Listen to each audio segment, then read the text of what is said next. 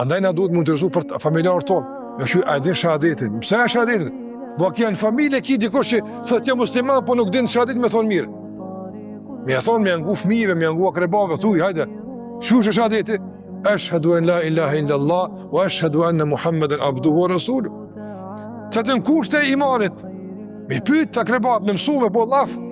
Në shasdin, 6 kushte e besimit, të në kushte e besimit shtylla që nuk rrim imani pa to.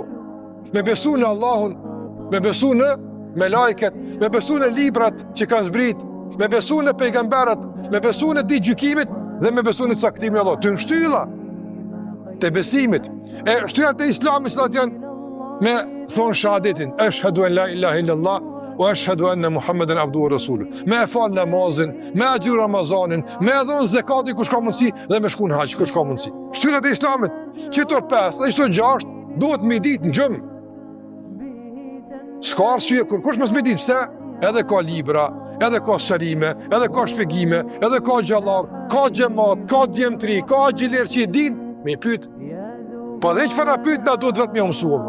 Hajde ai din shtyllat e islamit, hajde thumi që e gabim, edhe këto të më shtu.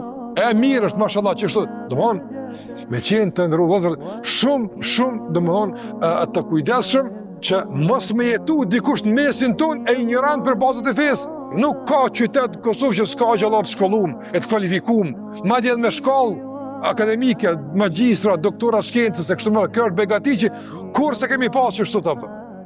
Kur s'ka pas ma shumë libra fetare, ma shumë emisione, ma shumë domethënë ligjërata të ngjizuar, mundësi me pas. Me gjithë këtë pasuri, me gjithë këtë sofër të begat, me met i uritur, është gjuna valla. Me met i pa informuar, është gjuna. Me met i keq informuar, është gjuna. Ndaj nuk ka arsye. Duhet njëri me pas kujdes, me u interesu për fenë e tij, nga se feja është e shtrajt, feja më rëndësi.